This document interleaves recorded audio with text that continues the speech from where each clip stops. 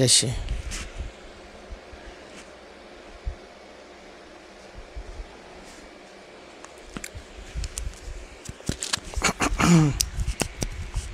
এবার সাউন্ড নয় শুনছি তো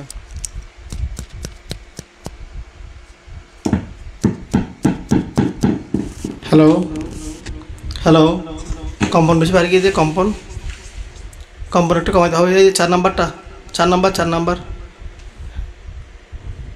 hello hello mic 1 testing hello একটু বাড়াই দাও 2 1 1.5 2 দিয়ে দাও hello hello mic 1 testing hello এখানে আনো আমার কাছে আনো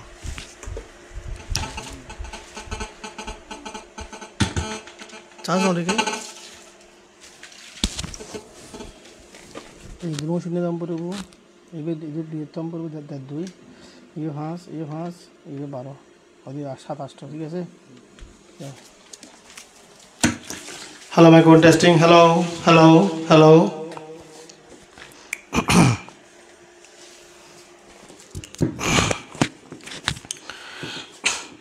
नमो तस्य भगवतो अरहतो सम्मा सम्बुद्धस्य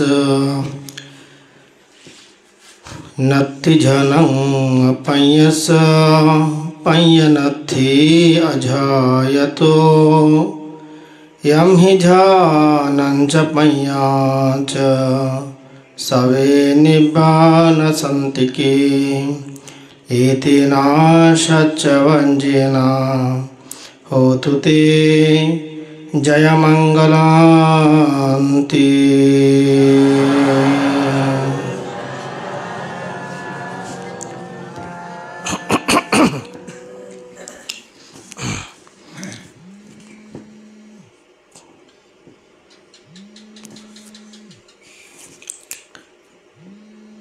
বান্দরবান পার্বত্য জেলার লেমুজুরি জ্ঞানদর্শন আন্তর্জাতিক বিদর্শন শিক্ষা কেন্দ্রে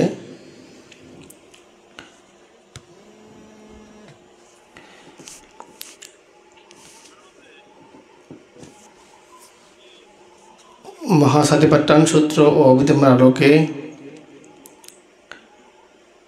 7 দিনব্যাপী বিদর্শন ভাবনা কোর্স উপলক্ষে এখন ধ্যান বিষয়ক দেশনার সময়। দেশনার শুরুতে আমি বুদ্ধির অনন্ত গুণ, ধর্মের অনন্ত গুণ, সংঘের অনন্ত গুণের প্রতি বন্দনা জ্ঞাপন করছি।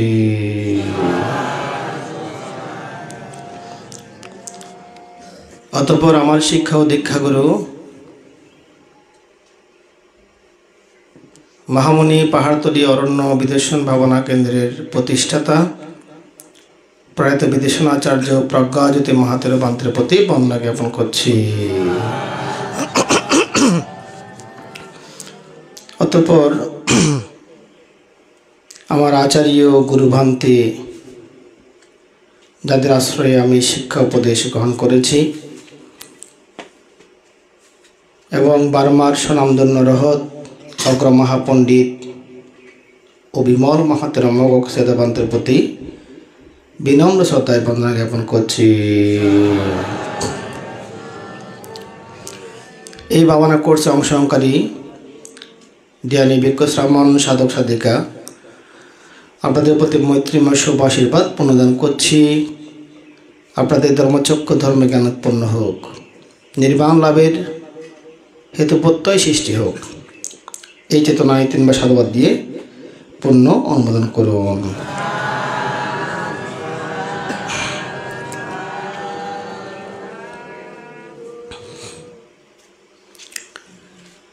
জ্ঞানী বিজ্ঞ সম্মান সাধক সাধিকা সকলের মনোযোগ আকর্ষণ করছি। গভীর মনোযোগ দিতে হবে। ভগবান বুদ্ধ বলেছেন, নাত্তি ঝানাঙ্গা পাইয়াসা পাইয়া নাত্তি আঝাইয়াত, অর্থাৎ ধ্যান ছাড়া জ্ঞান হয় না, জ্ঞান ছাড়া ধ্যান হয় না। যাদের ধ্যানও নাই জ্ঞানও নাই তারা নির্বাণ থেকে অনেক দূরে। যারা ধ্যানী এবং জ্ঞানী তারা নির্বাণের নিকটে। তো পুণ্যার্থীগণ, এই যে ভাবনা কোর্স, এই ভাবনা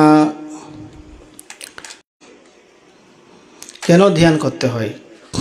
এখানে লেখা আছে কি, বিদর্শনই দুঃখ মুক্তির নিকটতম পন্থা। বিদর্শন কিসের? দুঃখ মুক্তির। কিসের? দুঃখ মুক্তির। তা আপনাদের মধ্যে দুঃখ আছে কি নাই? আছে। শারীরিক দুঃখ আছে, মানসিক দুঃখ আছে, ক্ষুধা দুঃখ আছে, অপ্রিয় সংযোগ, প্রিয় বিয়োগ দুঃখ আছে, জন্ম জরা ব্যাধি মরণ দুঃখ আছে, নাকি নয়? আছে।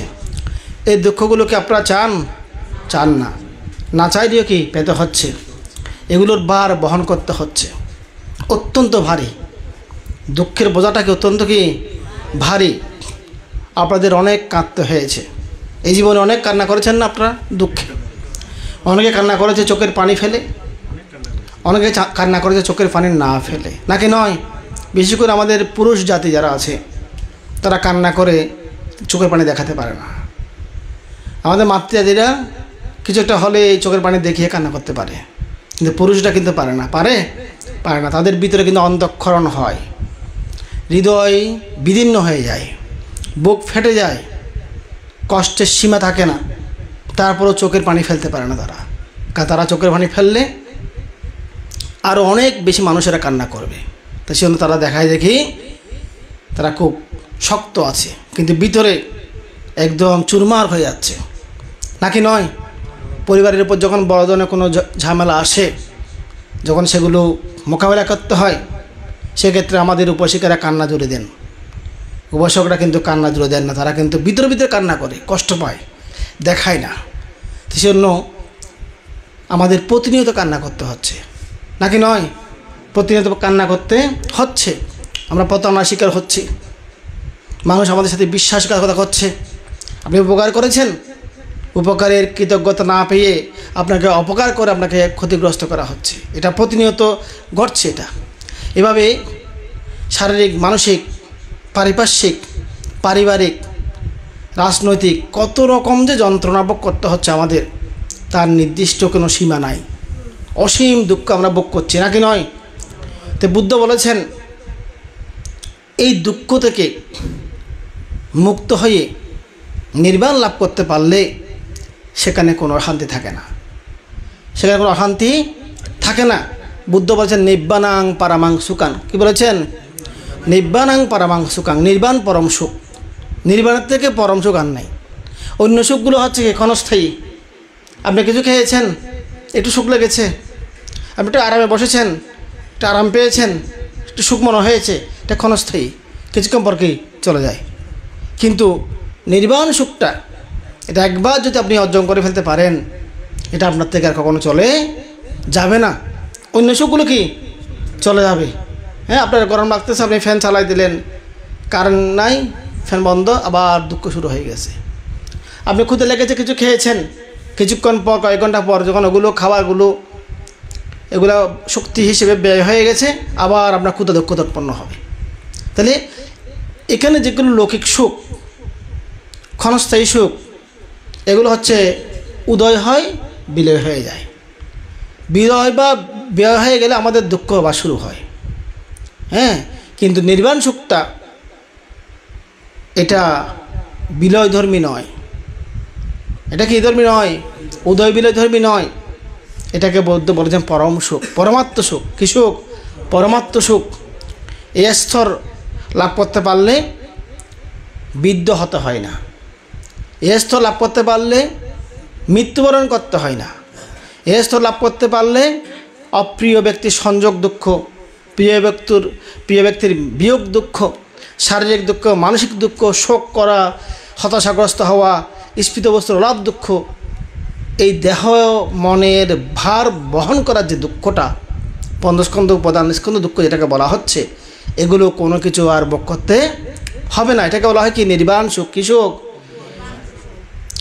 দুই প্রকার সুখ আছে, বিভিন্ন প্রকার আছে। এখানে আমি দুই প্রকারের কথা বলছি। বুদ্ধ পর্যায়ভেদে কথাগুলো বলেছেন। একটা হচ্ছে লৌকিক সুখ, একটা হচ্ছে লোকোত্তর সুখ। এটা কি লৌকিক সুখ, এটা লোকোত্তর সুখ। তো লোকোত্তর সুখটা হচ্ছে নির্বাণ সুখ।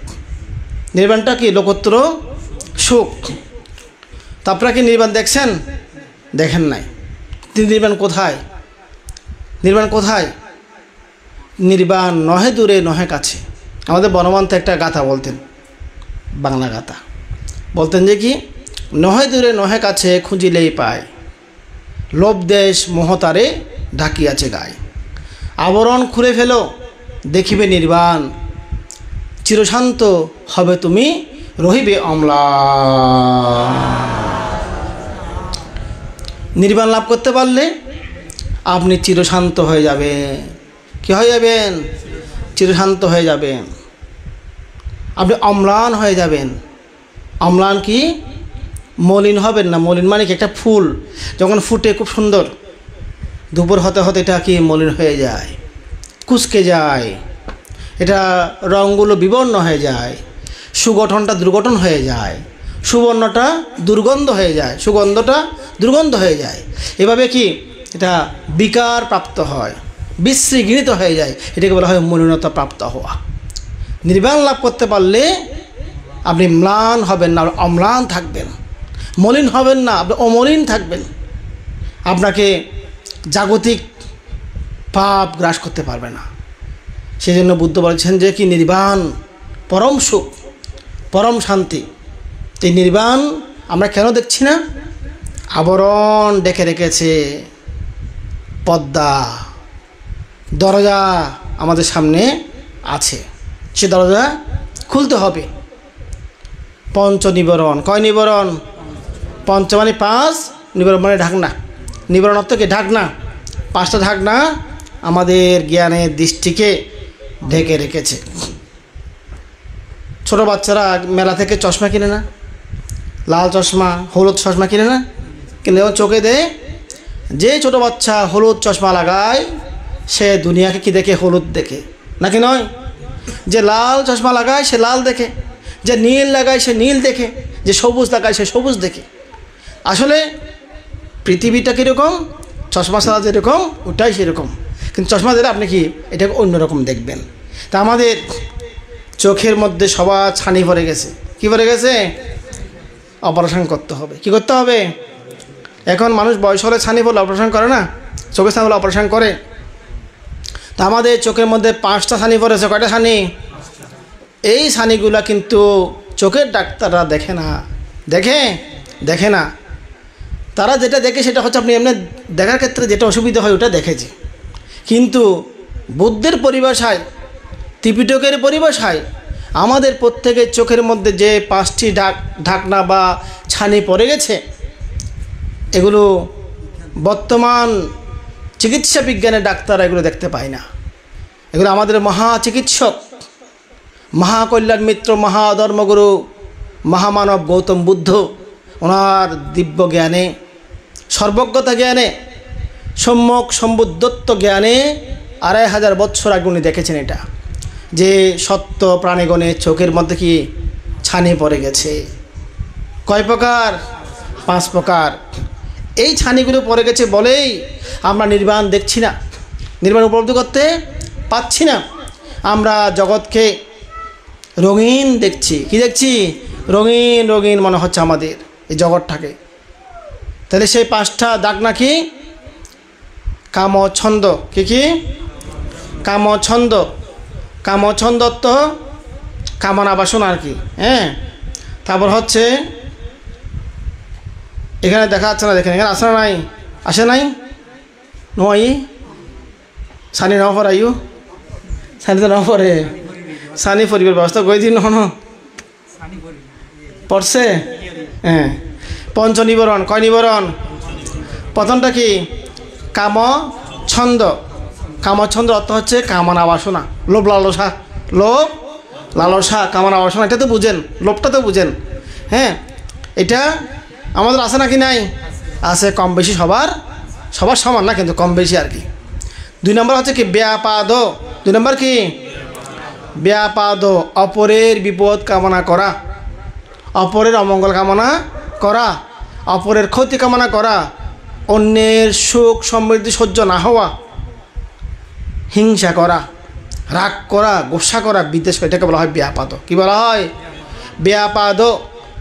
আছে না নয়? আমাদের মনে আছে, আমাদের মনে রাগ চলে আসে, গোসা চলে আসে, আমরা অনেকের সুখ সহ্য করতে পারি না, এটাকে বলা হয় ব্যাপাদ। এটা একটা ঢাকনা পড়ে গেছে আমাদের। তারপর হচ্ছে কি স্থূণ মিথ্য। স্থূণ মিথ্য হচ্ছে আলস্য তন্দ্রা, আলস্য তন্দ্রা, আলসি ভাব। পুণ্যকর্ম করার ক্ষেত্রে, ভালো কাজ করার ক্ষেত্রে আলসি ভাব, এটাকে বলা হয় আলস্য। ঠিক আছে? হ্যাঁ, তাইলে যেমন ধ্যান কোর্সের ক্ষেত্রে অনেকে যে করবো না, পরে করবো আর কি, এবার করতে ইচ্ছা হচ্ছে না, মনে এগুচ্ছে না এদিকে। হ্যাঁ, দান করার ক্ষেত্রে মনে এগুচ্ছে না, শিল্পায়ন করার ক্ষেত্রে মনে আগ্রহ উৎপন্ন হচ্ছে না, একটা জড়তা ভাব, পিছিয়ে পিছিয়ে চলে যায়। অন্য কিছু হলে সামনে চলে আসে, কিন্তু ধ্যান বিদূষণ হলে পিছিয়ে চলে যায়, নাকি নয়? এটাই বেশি ঘটে। এখানে ধ্যান কোর্সের মধ্যে বেশি মানুষ আপনি পাবেন না। একটা কনসার্ট হোক, নাকি নয়, পাগলা গান, সাংমারা বলে যে পাগলা গান, পাগলা গানের আয়োজন হোক, কনসার্ট হোক, যাত্রা পালা হোক, হ্যাঁ, তাহলে মানুষ জায়গা দেওয়া যাবে না। জায়গা দেওয়া যাবে? এই লেমুজুরি কুটির অনেকে বলে এটা গোনার ভিতর, 3 ফার মাঝখানে বেতলিত কয় যে এটা কেন যাইম, এটা হয়তো ভিতরে আঁধার, এটা রোডবালা না, এই সেই। কিন্তু এখানে যদি কনসার্ট দেওয়া হয়, ঢাকা থেকে যদি আনা হয় কি ওই গিটার বাজে ওগুলো কি ব্যান্ড শো, হ্যাঁ, নাম করা শিল্পী যদি আনা হয়, এটা যদি আমরা যদি ফেসবুকে দিই, একটু ঘোষণা করি, এখানে জায়গা দেওয়া যাবে না। এটা হচ্ছে বাস্তবতা, নাকি নয়? হ্যাঁ, ওইদিকে মানুষের আকর্ষণটা বেশি। সেক্ষেত্রে মার সহযোগিতা করে। কে সহযোগিতা করে? মার সহযোগিতা করে বলেই তখন আর স্থূলবিদ্যা কাজ করে না, তখন আরও কি উৎসাহটা চলে আসে। হ্যাঁ, খারাপের দিকে মানুষের চিত্তটা কি বেশি ধাবিত হয়। উপরে উঠতে কি কষ্ট, সুপারি গাছ বেয়ে উপরে উঠতে একটু কষ্ট আছে, কিন্তু নামতে একদম সহজ। একটু করে লুজ করলে শো করে পড়ে যাবেন। হ্যাঁ, তো এইটাই বাস্তবতা। ভালোর দিকে মানুষের মনকে অনেক ঠেলে নিতে হয়, খারাপের দিকে কিন্তু ঠেলতে হয় না, এমনিতে চলে যায়। তাহলে স্থূলের মধ্যে হচ্ছে কি আলস্য তন্দ্রাভাব। আলস্য কি তন্দ্রাভাব মানে কি আলসি, জড়তা, যেটা ভালো কাজ না করার ক্ষেত্রে যেটা আসে। তারপর হচ্ছে কি ঔদ্ধত্য। 4 নাম্বার কি ঔদ্ধত্য হচ্ছে চঞ্চলতা, মানে পুণ্যকর্মের মধ্যে মনটা বসে না, ভালো কাজে মনটা বসে না, বারবার কি খারাপের দিকে ধাবিত হতে চায়, এটাকে বলা হয় ঔদ্ধত্য। আপনাদের আছে না নাই? প্রমাণ হয়েছে, দিয়ে যখন বসছেন প্রমাণ হয়ে গেছে। 1 ঘন্টার জন্য চোখ বন্ধ করে বসেন ধ্যান করার জন্য, 1 ঘন্টার ভিতরে কয়বার যে চোখ খুলতে ইচ্ছা হচ্ছে, পা করে ফেলতে ইচ্ছা হচ্ছে, উড়িয়ে দিতে ইচ্ছা হচ্ছে, হ্যাঁ, নাকি নয়? কেন উড়িয়ে আনিয়ে দিতাম, এদিকে সাই দিতাম, এদিকে ঘুরে দিতাম, এটা বোয়ারে কি দে, খেয়াল দাঁতুন ইয়া। তাহলে কি চঞ্চল বাপ, মন যে কত চঞ্চল এটা বোঝা যায় কোথায়? ধ্যানে বসলে বোঝা যায়। এমনিতে মনে হয় যে কি আমার মন অনেক সংযত হয়ে গেছে, সংযম হয়ে গেছে, কন্ট্রোল হয়ে গেছে, আমার বয়স হয়ে যাচ্ছে তো আমার মনটা কন্ট্রোল হয়ে গেছে। যখন ধ্যানে বসে নিঃশ্বাসের মধ্যে মনটা বসে রাখতে বলেছি, মনোযোগটা, কিন্তু ওদিকে বসতে যায় না, সে অন্যদিকে। কোনো আওয়াজ হলে কার আওয়াজ, এটা কে আসছে, এটাকে না এ কি কোনো মহিলার কণ্ঠ নাকি পুরুষের কণ্ঠ? আচ্ছা, পুরুষটা কে হতে পারে, কোত্থেকে আসছে, কি বলতেছে, একটু আওয়াজ আসতেছে, মনে হয় কে, ওরা কী বলতেছে কিন্তু বুঝতে পারতেছি না। তখন একদম দিয়ে না বসে কান কারা করে দিয়েছে এদিকে, মনোযোগ কোন দিকে, ওই দিকে বলছি, মনে রাখবেন কোন দিকে, নিঃশ্বাসের দিকে। আপনারা রান্না করার দিক থেকে কিছু আওয়াজ আসতেছে, কী বলতেছে কী জানি শুনতেছে, পারতেছি না, একটু বড় করে বলতো, শুনতে হলে হইতাম, বড় করে বলতেছে না তারা। আচ্ছা, আমি হলে শুনতে পারি কিনা দেখি, একবারে হানহানা করে দিই, অ্যান্টেনা হন দিই, অ্যান্টেনা হচ্ছে কি রান্না করার দিকে অ্যান্টেনা করে দিয়ে এভাবে বসে আছে ধ্যানের মধ্যে। হদে কি হস চাই মাছ শব্দ গুইনি, মাছ হদে কি জানি কি মাছ রাঁধবো, খালি কি মাছ দেবে কি জানি, মাছের হতা হর। আচ্ছা, আর কি হর কি জানি, নুনির দি। হ্যাঁ, তাহলে কি মনোযোগ কোন দিকে, ওই দিকে। কিন্তু কথা ছিল মনোযোগ কোথায় থাকবে, নিঃশ্বাস প্রশ্বাসের গতিবিধি আপনি ফলো করবেন, কিন্তু ওই দিকে আপনার সন্তুষ্টি নাই, আপনার কি ইচ্ছাটা অন্যদিকে দাবিত হচ্ছে, বারবার ওইদিকে চলে যাচ্ছে। ঔদ্ধত্য ভাব, কী ভাব, চঞ্চল ভাব, এটাকে বলা হয় ঔদ্ধত্য, চঞ্চলতা। আছে না নাই? মন চঞ্চল, কী পরিমাণ চঞ্চল এটা ধ্যানে বসলে বোঝা যায়, নাকি নয়? তারপর লাস্টটা হচ্ছে কি বিচিকিৎসা। লাস্টটা কি বিচিকিৎসা হচ্ছে সন্দেহ। কি সন্দেহ ধ্যান করতেছে আর কি, এগুলো দিয়ে কি আসলে নিবার লাভ করা যাবে? সন্দেহ চলে আসতেছে। হ্যাঁ, আমরা বুদ্ধকে বন্দনা করি, পূজা করি, বুদ্ধের অনুসরণ করতেছি, আসলে কি দুঃখ মুক্তি লাভ করা সম্ভব? আসলে আমি এই বিপদ থেকে রক্ষা পেতে পারবো? এইভাবে বিভিন্ন সন্দেহগুলো কি চলে আসে। তাহলে এই 5টা ঢাকনা, কয়টা ঢাকনা? পঞ্চমানি কত? 5। নিবারণ অর্থ কি? ঢাকনা, অর্থাৎ আপনার জ্ঞানের দৃষ্টিকে ঢাকনা দিয়ে ঢেকে ফেলেছে, যার ফলে আপনি নির্বাণকে দেখতে পাচ্ছেন না। তাহলে কয়টা? 5টা। প্রথমটা কি? কামচ্ছন্দ, অর্থাৎ কামনা বাসনা, লোভ লালসা। দ্বিতীয়টা কি? ব্যাপাদ, হিংসা বিদ্বেষ। 3 নাম্বার স্থনমিদ্য, আলস্য তন্দ্রা। 4 নাম্বার কি? ঔদ্ধত্য বা চঞ্চলতা। 5 নাম্বার বিচিকিৎসা বা সন্দেহ। ঠিক আছে, এই 5টা ঢাকনা আছে বলে আমরা নির্বাণকে দেখতে পারছি না, উপলব্ধি করতে পারছি না। তাহলে কি বলা হচ্ছে? আবরণ খুলে ফেলো, দেখিবে নির্বাণ। এই 5টা আবরণ খুলে ফেলো, নির্বাণ তুমি দেখবে। চিরশান্ত হবে তুমি, রহিবে অম্লান। তুমি যদি নির্বাণ দর্শন করতে পারো, অর্জন করতে পারো, সাক্ষাৎ করতে পারো, তাহলে তুমি চিরশান্ত হয়ে যাবে এবং অম্লান হয়ে যাবে, ম্লান মলিন হবে না। ঠিক আছে, তাহলে নির্বাণটা হচ্ছে কি? লোকোত্তর সুখ। কোন সুখ? লোকোত্তর সুখ। নির্বাণটা কোন সুখ? লোকোত্তর সুখ। আমরা বর্তমান আসছি কি? লৌকিক জগতের মধ্যে আছি। এই লৌকিক জগতের মধ্যে যে সুখটা, যে সুখের পিছনে আমরা ছুটতেছি, টাকা, কয়েক লক্ষ টাকা সঞ্চয় করতে পারলে সুখ পাবো মনে হয়, সঞ্চয় করে সুখ নাই। বিল্ডিং একটা করতে পারলে মনে হয় সুখ হবে, বিল্ডিং করে সুখ নাই। অনেকে বলে যে আমার পুত্র বড় হয়েছে, একটা বিয়ে করাই দিলে, পুত্রবধূ আনলে আমার পরিবার একটু সুখ আসবে। এখন পুত্রবধূ এনে বিয়ে শাদী করাই দিলেও আরও দুঃখ রাখি বেড়ে গেছে, নাকি নয়? এরকম হয়, অনেক আমাদেরকে শেয়ার করে, হয়তো বানতে দুঃখ বনদরের কিয়া, হয়তো বউ গাড়ি আর দুঃখ ইন্দি মাইফা মাহত দেখি যে বিয়ে দিলে আর দুঃখ সহ্য হতে পারছে, জামাই বা খারাপ, জামাই বাপি আর খারাপ, মাই বারা খারাপ। হ্যাঁ, এভাবে দুঃখ মনে করতেছে কি আমি আমার মেয়েকে বিয়ে দিয়ে ফেলতে পারলে আমার শান্তি চলে আসবে, অনেক কিছু সমাধান হয়ে যাবে, আমি নিশ্চিন্তে থাকবো। কিন্তু দুশ্চিন্তাটা বেড়ে যাচ্ছে। তাহলে এই লৌকিক জগতের মধ্যে আমরা যেটাকে সুখ মনে করি, ওটা ধরতে যাই, ওখানে দেখি দেখি ওটা দুঃখ। ওটা কি? দুঃখ। আসলে দুঃখ সুখের বেশ ধারণ করে আমাদেরকে প্রতারণা করছে। কি করছে? প্রতারণা করছে। প্রকৃতত্ব সব কিছু হচ্ছে কি? দুঃখ। কিন্তু সুখের একটা কি কাপড় পরে আছে, সুখের একটা ড্রেস পরে আমাদেরকে সুখ মনে করে সামনে দেখাচ্ছে, আমরা পল্লবিত হচ্ছি। যেমন একটা ফুল, গোলাপ, কি সুন্দর গোলাপ ফুল, আমরা দেখে মুগ্ধ হয়ে যাই, নিতে যাই ওইটা। কিন্তু ওইটা কি হয়? নিলাম, সুন্দর করে টবের মধ্যে রাখলাম, বাসার মধ্যে রেখে একটু বেড়াতে গেলাম, কয়েক ঘন্টা পরে এসে দেখি যে ওইটা কী কীরকম বিস্তৃত হয়ে গেছে। তখন ভালো লাগে?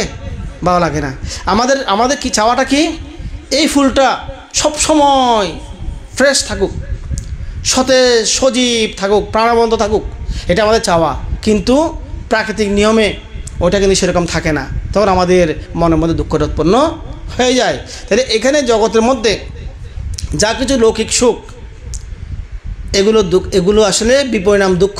অভিধর্মের মধ্যে বলা হচ্ছে সুখ বেদনা, সুখ অনুভূতি, স্থিতি সুখ, যতক্ষণ থাকে ততক্ষণ সুখ, যেই চলে যায় তখন দুঃখ শুরু হয়। তখন কি হয়?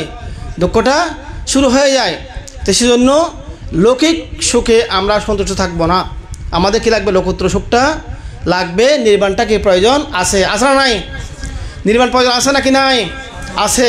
কারণ নির্বাণ লাভ না করলে আপনাকে এই শারীরিক মানসিক যন্ত্রণা বারবার পেতে হবে, বারবার জন্ম মৃত্যু দুঃখ বরণ করতে হবে। তাহলে এই ধ্যান বিদর্শনটা কেন? ধ্যান বিদর্শনটা হচ্ছে নির্বাণ লাভ করার জন্য। কি লাভ করার জন্য? নির্বাণ লাভ করার জন্য। তাহলে আমাদের এই দুঃখগুলো আমরা কেন পাচ্ছি? দুঃখগুলো পাচ্ছি যে আমাদের কর্মের কারণে। কিসের কারণে? কর্মের কারণে। যেমন কর্ম তেমন ফল। ভগবান বুদ্ধ বলেছেন কর্ম, যেমন কর্ম করবে তেমন ফল ভোগ করতে হবে। আপনি যদি একটা ছোট বাচ্চাকে গালের মধ্যে চর মারেন জোরে, তার গালটা পোড়াবে না? আপনার হাতও কিন্তু পোড়াবে, নাকি নয়? হাতও জ্বলবে, ওর মুখও জ্বলবে। হ্যাঁ, আপনি কাকে আঘাত দিলে আঘাতটা উল্টো আপনার কাছে কি ফিরে আসবে। প্রত্যেক ক্রিয়ার প্রতিক্রিয়া আছে। কি আছে? প্রতিক্রিয়া আছে। আপনি ভালো করলে ভালো পাবেন, খারাপ করলে খারাপ পাবেন। আপনি ছোটো বাচ্চাকে হাত বুলিয়ে, মাথা হাত বুলিয়ে দেন, মুখে হাত বুলিয়ে দেন, আদর করেন, সে আরাম পাবে, আপনিও আরাম পাবেন, এবং সে আরাম পেয়ে খুশি হবে, আপনাকে শ্রদ্ধা জানাবে, সম্মান জানাবে, আপনিও মনের মধ্যে একটা শান্তি পাবেন যে বাচ্চাটা আমাকে শ্রদ্ধা সম্মান করছে। কিন্তু আপনি তাকে চোখ রাঙিয়ে যান, সরমাত্রা দিম দাঁত 32 হলে দিম, তোরা সর মারি না হন 32 উঠে আইউ, 32 হলে দিব হর সত্তর আর আনে দিব যেহেতু হয়, হাত আসলে আসলো আসলে হত্যা মালিবেন দে অনাই কিন্তু ফেলন এটা হবে দে, আবার আল্লাহ আরও হতাও দেখিলেই আবার গর্ব দেবে বই। তাহলে আপনি যদি চোখ রাঙিয়ে কথা বলেন, সেও কিন্তু কি চোখ রাঙাবে, হয়তো আপনার সামনে চোখ রাঙাবে কীভাবে, নিচে মেকে ছানে মাটি মেকে ছানে বলতে, মানে আপনার মেকে আপনার দিকে থাকাবেন আর কি ডরে, কিন্তু পরে সে প্রতিশোধ নেবে, বড় হলে সে কি প্রতিশোধ নেবে, যখন সুযোগ পাবে সে কিন্তু প্রতিশোধ নিয়ে ফেলবে, কারণ তার একটা দুঃখ উৎপন্ন হচ্ছে। তা আপনি কাউকে বকা দিলে বকা ফিরে আসবে, আপনি কাউকে গালি দিলে কি গালি ফিরে আসবে, আপনি কারো দুর্নাম করেন, ওই ব্যক্তি আপনার সামনে দুর্নাম করতে না পারলেও পিছনে গিয়ে হলে আপনার দুর্নামটা করবে, এটা জগতের কি নিয়ম, যেমন কর্ম তেমন ফল। তাহলে আমরা যদি সুখ পেতে চাই কী করতে হবে, মানুষকে আমাদের সুখ দিতে হবে, মানুষকে সুখে থাকার ব্যবস্থা করে দিতে হবে, তাহলে আমরা সুখে থাকতে পারবো যে, হ্যাঁ, নাহলে সুখে থাকা যাবে না। এখন সমাজে কী হচ্ছে, অনেকে দেখা যাচ্ছে মানুষের সম্পদ দখল করে ধনী হয়ে যাচ্ছে, ধনী হয়ে বিল্ডিং করে সুন্দর করে আছে, যাদেরকে বঞ্চিত করেছে তারা কি করলো, রাত্রে এসে চুরি করে নিয়ে যাচ্ছে, ঢিলি মারতেছে, ওদিকে সিং দিয়ে গড়ে ঢুকে যাচ্ছে, কারণ তাকে আপনি বঞ্চিত করেছেন। তো সে বলছে আমার থেকে তো লাগবে, তুমি তো সব নিয়ে ফেলছো, আমি তোমার থেকে দিনে নিতে পারি না, রাতে নিয়ে ফেলবো। তাহলে বৈষম্য, এটাকে বলা হয় কি বৈষম্য। আপনি কাউকে দুঃখ ফেললে আপনার ক্ষেত্রে থেকে দুঃখ ফিরে আসবে, এটা হচ্ছে কথা। তো সুতরাং আপনারা কী করবেন, মানুষের সুখ কামনা করবেন, মঙ্গল কামনা করবেন, মৈত্রী ভাবনা করবেন, এটাকে বলা হয় মৈত্রী ভাবনা। কী ভাবনা? মৈত্রী ভাবনা, সকলের মঙ্গল কামনা করা, কেউ বিপদে পড়ুক এটা চাইবেন না, আপনারা সবাই সুখে থাকুক, আমি যেমন সুখে থাকতে চাই সবাই সুখে থাকুক, এইভাবে কামনাটা করতে হবে। তাহলে এখন আমাদের এই বিদ্বেষণ ভাবনার উদ্দেশ্য হচ্ছে কি, দুঃখ থেকে মুক্তি লাভ করা। তো এখানে স্ক্রিনের মধ্যে দেখেন, এখানে দুজন মধ্যে ছবি আছে, বান্তেদের নাম আমি লিখি নাই এখনও, এখানে লিখে দেবো পরে। এটা হচ্ছে আমার গুরুবান্তে প্রজ্ঞাজ্যোতি মাহাতেরো, প্রজ্ঞাজ্যোতি মাহাতেরো বান্তে মারা গেছেন 2006 সালে মারা গেছেন। পাহাড়তলি মহামণি পাহাড়তলির আউজান, ওনার গুরুবান্তের প্রতিষ্ঠান আছে ভাবনা কেন্দ্র, ওখানে ওনাকে দাহ করা হয়েছে। তো উনি আমার দীক্ষা শিক্ষাগুরু, আমি ওনার প্রতি কৃতজ্ঞ। উনি আমাকে প্রথম ধ্যান বিদর্শন শিখিয়েছেন 2002 সাল থেকে, সেজন্য ওনাকে আমি কৃতজ্ঞতা চিত্তে বন্দনা জ্ঞাপন করছি। এখানে যে ছবিটা আছে, উনি হচ্ছে মগক সেয়াদব ভান্তে, উনি হচ্ছে বারবার স্বনামধন্য একজন অরহত। আমি কয়েকদিন আগে বার্মা গিয়েছিলাম, মগক সেয়াদব ভান্তের রেঙ্গুনি যেটা ভাবনা কেন্দ্র আছে, ওখানে গিয়েছি, অনেক বড় ভাবনা কেন্দ্র, ওখানে ধ্যান চলছে। আমি যখন গিয়েছি তখন ধ্যান চলতেছে, দেশনা দিচ্ছে বান্তে তো পরিমাণ গেছেন, বান্তে নাই, বান্তের শিষ্য যারা আছেন তারা দেশনা দিচ্ছে, ওখানে হাজার হাজার ধ্যানী সবাই বসে ধ্যান করছেন। আমি আরেকটা মান্দালয়ে গিয়েছি, বান্তের একজন প্রশিষ্য পরম্পরা শিষ্য, ওনার ভাবনা কেন্দ্র আছে, ওখানে গিয়েছি, ওখানে আমরা সারাদিন ছিলাম, ওখানে দেখেছি। তো এই যে মগক সেদে বান্তে, তো ওনার সম্পর্কে একটু বলেই যে আমরা ওনার ছবি কেন দিয়েছি। তো বিশেষ করে আমরা যে ভাবনাটা এখন করাই, এটা বুদ্ধের ধ্যান কথা, বুদ্ধের পথ, এটাকে মগক সেদে বান্তে মানুষ বুঝতে পারে মতো উনি একদম সহজে উপস্থাপন করেছেন। তো কেন করেছেন, যদি আমরা বান্তের জীবনীটা একটু দেখি, বান্তের এখানে দেখেন বান্তের ছবি আছে, পিছনে হচ্ছে একটা চক্র, এটা হচ্ছে পবিত্র সমাজ পাদ চক্র বলা হয়, কার্যকারণ তত্ত্ব চক্র। এটা বুঝলে মানে অরহত্ব মার্গ লাভ করা যায়। তো বান্তে যে অরহত ছিলেন, উনি কাউকে কিন্তু বলেন নাই, কিন্তু আমাদের বিনয়ে লেখা আছে কেউ অরহত লাভ করলেও কাউকে বলা যাবে না, শুধুমাত্র ভান্তে অন্য ভান্তেকে বলতে পারবে, তাও কি কোনো কার্যকারণে এমনি এমনি বলতে পারবে না। তো ভান্তে 1899 সালে জন্মগ্রহণ করেছেন, 1962 সালে উনি পরিনির্বাণ লাভ করেছেন। যখন দ্বিতীয় বিশ্বযুদ্ধ শুরু হয়েছিল 1939 সালে, এবং এটা 47 সালে শেষ হয়েছে দ্বিতীয় বিশ্বযুদ্ধ, দীর্ঘ 6 বছর যুদ্ধ সময়কালে বান্তে গুহার মধ্যে ধ্যান করেছেন বার্মাতে, মগক এলাকায় বান্ধে থাকতেন। মগক একটা জায়গার নাম। ওই এলাকায় বান্ধে থাকতেন বলে বান্ধেকে মগক সেদা বলা হয়। সেয়াদত্ত গুরু, শিক্ষাগুরু বা বড় ভান্তে, বিশেষ করে যারা গুরু পর্যায়ে চলে যান তাদেরকে সেয়াদা বলা হয় বানার মধ্যে, যারা শিক্ষা দিয়ে থাকেন। তো বানতে মগক এলাকায় থাকতেন বলে মগক সেয়াদা বলা হচ্ছে। তো বানতে আগে অভিধর্ম শিক্ষা দিতেন। উনি প্রায় 8-9 বছরে সামন হয়ে গিয়েছেন। 20 বছর পর্যন্ত বয়স হওয়া পর্যন্ত উনি সামন থেকেছেন। সামন থাকা অবস্থায় ত্রিপিটক শিক্ষা করেছেন, অভিধর্ম শিক্ষা করেছেন। এরপরে 20 বছর বয়স উনি বান্ত হয়েছেন। বান্ত হওয়ার পর উনি বিভিন্ন উপাসক উপাসিকাদেরকে, বান্তে সামনদেরকে অভিধর্মগুলি শিক্ষা দিতেন।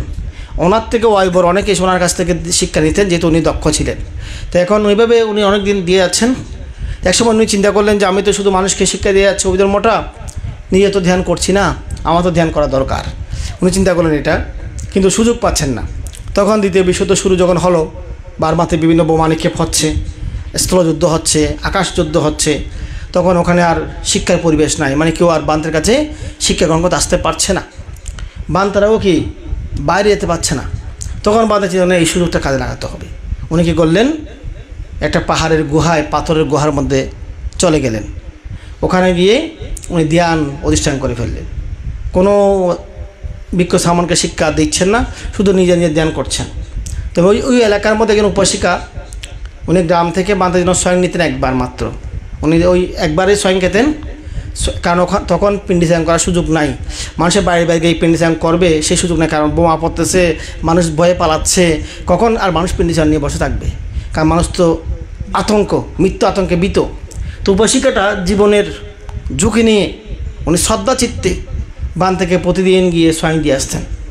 বানতে একবারই স্বয়ং গ্রহণ করতেন এবং দীর্ঘ 6 বছর উনি ধ্যান করেছেন গুহার মধ্যে। ধ্যান করার পর 6 বছর পর যখন যুদ্ধ শেষ হয়ে গেল, পরিস্থিতি সব স্বাভাবিক হয়ে গেল, তখন বানতে গুহা থেকে বের হয়ে ওনার বিহারে চলে আসছেন। এসে উনি বিদূষণ ভাবনা কোর্স আয়োজন করলেন। এর আগে কিন্তু উনি বিদূষণ ভাবনা কোর্স আয়োজন করেন নাই, উনি শুধু অভিধর্ম ক্লাসগুলো নিতেন। এরপরে কিন্তু উনি বিদেশি সম্ভাবনা কোর্স করাচ্ছেন, অভিধর্ম ক্লাস আগের মতো নিচ্ছেন না, কমাই ফেলছেন, কিন্তু ধ্যানটা বাড়িয়ে দিলেন। মানুষকে বারবার কোর্স দিচ্ছেন, ভাবনা কোর্স। মানুষকে উনি শুধু বলতেন যে তোমরা ধ্যান করো, এখনও বিমুক্তির সময় আছে, এখন বিমুক্তিকাল চলতেছে, কেউ ধ্যান করলে অবশ্যই মার্গফল লাভ করতে পারবে, সুযোগটা কিন্তু এখনও আছে, ওটা বলতেন। আর কিছু করে বলতেন না, ওনার অবস্থা কতটুকু স্থল লাভ করে সেটা বলতেন না উনি। তখন ওনার শিষ্যরা, ভক্তরা দেখলেন যে কি বান্তের মধ্যে একটা পরিবর্তন এসে গেছে, যে বান্তের কথাবার্তার পরিবর্তন, আচরণের পরিবর্তন, এবং বিশেষ করে উনি শুধু বিমুক্তির কথা বলেন, নির্বাণের কথা বলেন, পৈতৃ সৎপাদ, কার্যকান্ত দত্ত, নামরূপ, বিদর্শন, পরমাত্ম কথাগুলো বলেন এবং মানুষকে উৎসাহিত করেন বারবার ধ্যান করার জন্য। ওইটা তারা লক্ষ্য করলেন। তখন তারা চিন্তা করলেন যে বান্তে হয়তো কোনো একটা স্থল লাভ করতে পারেন, বা উনি গভীরে, ধ্যানের গভীরে গিয়েছেন, সে একটা ধারণা হালকা কিছু শিষ্যরা করেছেন, সবাই কিন্তু করেন নাই, কারণ উনি সাধারণ ছিলেন, অর্থাৎ উনি সবার সাথে মিশে যেতেন, কথা বলতেন, হাঁটতেন, একদম স্বাভাবিক। মানে কেউ ওনাকে বুঝতে পারছে না যে ওনার ভিতরে এত পরিপক্কতা এসেছে। তো এইভাবে উনি ধ্যান চালিয়ে আছেন, চালাতে চালাতে একদম যখন ওনার বয়স প্রায় 62-63 বছর, সেদিন ওনার বিহারে একটা প্রোগ্রাম ছিল, সম্ভবত চিবরদান নাকি একটা প্রোগ্রাম ছিল। তো অনেক বান্তেরা আসলেন, উনি নিজে গিয়ে বান্তেদেরকে, বড় বান্তেদেরকে আগো বাড়িয়ে গাড়ি থেকে রিসিভ করে এনেছেন, তাদেরকে বসালেন, স্বয়ং ট্যাঙ্ক পরিবেশন করলেন, উনিও বসলেন। কিন্তু সবাই স্বয়ং খাচ্ছে, উনি স্বয়ং খাচ্ছেন, উনি শুধু কপি খাচ্ছে সকালে, কারণ উনি জানতেন উনি সেই দিন বিকালে উনি নিঃশ্বাস ত্যাগ করবেন। সেজন্য উনি আহার গ্রহণ করেন নাই, আগে থেকে আহার বন্ধ করে দিয়েছেন উনি। তখন উনি কপি খাচ্ছেন, কিন্তু ওনারা স্বয়ং খাচ্ছেন। তখন একটা ছবি তোলা হয়েছিল, ওই ছবিটা সাদা কালো ছবি প্রিন্ট করা হয়েছে, আমরা দেখি, এটা পরে দেখাবো আপনাদেরকে, এখন এখানে নেই, আমরা পরে একটা সেটিং করে দেখাবো। তো সেই ছবিতে দেখা যাচ্ছে বান্তের মুখ থেকে একটা জ্যোতি বের হচ্ছে, বা আলো আলো ভাব, একটা ফোকাস বের হচ্ছে, ওরকম পরিষ্কার হয়ে গেছে চেহারাটা, এরকম দেখা যাচ্ছে। কারণ এটা হচ্ছে, এটা ত্রিপিটকের মধ্যেও আছে, বুদ্ধ বলেছেন যে যারা অরহত হয়ে যান তারা শুধু অপেক্ষা করেন যে শেষ নিঃশ্বাস ত্যাগ হয়ে গেলে এই দুঃখময় অসুচি দেহটাকেও আর বহন করতে হবে না, বুদ্ধ একটু উপমা দিয়েছেন। বুদ্ধ বলেছেন যে কি, একজন সূচিপ্রিয় ব্যক্তি, মানে একজন ব্যক্তি খুব সূচিপ্রিয়, সবসময় মুখ হাত ধুয়ে ফেলে, সাবান দিয়ে হাত ধুয়ে ফেলে, কোনো ময়লা ছুঁতে চায় না, ধুলাবালি পছন্দ করে না, মানে একদম পরিষ্কার পরিচ্ছন্ন থাকতে সেরকম কিছু মানুষ থাকে, সূচিপ্রিয় বলা হয়। এরকম একজন ব্যক্তিকে যদি মাথার উপর একটা মল ভাণ্ড অথবা পায়খানার বস্তা যদি তুলে দেওয়া হয় গিট বেঁধে, সেই বস্তা থেকে যদি গলে গলে পানিগুলো পড়ে, মলের পানিগুলা ওনার গায়ে পড়ে, এবং ওটা যদি ওনাকে বহন করতে হয়, ওনার কেমন লাগবে? যদি বলা হচ্ছে কি তোমাকে এটা মাথা নিয়ে বহন করে ঘুরবে, মাথা থেকে ফেললে গদ্দাম ফেলে দেবো, বাধ্য হয়ে ও থেকে এটা নিতে হচ্ছে, বহন করতে হচ্ছে, কিন্তু সে মানসিকভাবে কি সন্তুষ্ট না, সে খুব বিরক্তি নিয়ে কিন্তু এটাকে বহন করছে, নাকি নয়? খুব কষ্ট তার থেকে, কারণ এগুলো সে যেগুলো সহ্য করতে পারে না, দেখতে পারে না, সেই মলের পানিগুলো তার গায়ে বেয়ে পড়তেছে, মাথা নিয়ে ঘুরতে হচ্ছে। তাকে বলা হলো তুমি এখান থেকে নিয়ে ওই জায়গায় ফেলবে, এটা মানে কি 1 কিলোমিটার গিয়ে ফেলবে বা এতটুকু পথ গিয়ে এটা ফেলে দেবে। তখন সে যখন সেখানে পৌঁছে যায়, তার মনের মধ্যে একটা প্রীতি উৎপন্ন হয়, এটা আমি এখন ফেলে দেব, এটা আমার আর বহন করতে হবে না, এটা আমি ফেলে দেব। তখন সে একটা প্রশান্তি লাভ করে, মানসিক শান্তি লাভ করে। ফেলে দিয়ে যখন সে ব্যক্তি স্নান করে পরিষ্কার হয়ে উঠে এসে বসে, তার চেহারার মধ্যে একটা প্রশান্তিভাব দেখা যাবে না? দেখা যাবে। তার মনের মধ্যে একটা শান্তিভাব দেখা যাবে যে আমি এত কষ্টে দুঃখে যন্ত্রণার এই বোঝাটা ফেলে দিয়েছি, আর আমাকে এটা বহন করতে হবে না।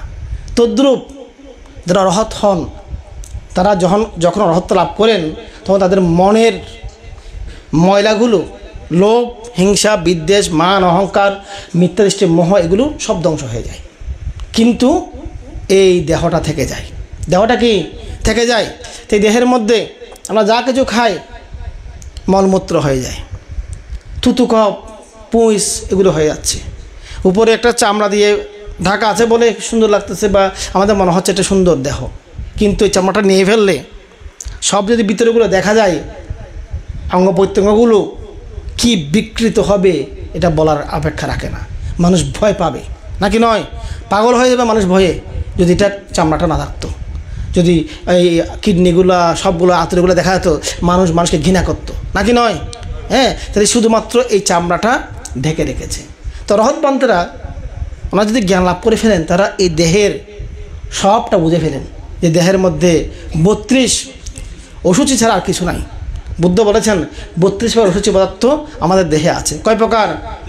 32 প্রকার। আমরা কালকে আপনাদেরকে সামান বানিয়েছিলাম না রাত্রে, তখন মাথার মধ্যে খুঁট দিয়ে কি বলা হয়েছে? কেসা, লোমা, নাকা, দান্দা বলা হয়েছে না? 5টা বলেছি আমরা। কয়টা? 5টা। কেসা, লোমা, নাকা, দান্দা, তাছু। কেশ মানে চুল, কেসা মানে চুল, লোমা লোম, এই ভুরু মানে চুল ছাড়া সবগুলো লোম, নাকা নখ, দান্তা দাঁত, তাছু মানে চামড়া। 5টা বলেছি। আছে কয়টা? 32টা। এই যে আমাদের দেহের মধ্যে 32টা অসুচি পদার্থ আছে, এগুলো ভগবান বুদ্ধ 2500 বছর আগে উনি বলে দিয়েছেন। উনি কোনো ব্যক্তিকে কাটেন নাই। কেটেছেন? কাটেন নাই। বর্তমানে ডাক্তাররা কি করতেছে? মৃতদেহকে কেটে কেটে দেখতেছে কোথায় কি আছে, নাকি নয়? তাহলে আমাদের একটা বই আছে কায়বিজ্ঞান একটা বই আছে, আমার ধর্মীয় বই। এখানে সবগুলো পারে গাঁথা। কায় মানে শরীর, বিজ্ঞান মানে শরীরের বিজ্ঞান, শরীরের বিভিন্ন কিছু ব্যাখ্যা করা হয়েছে এখানে।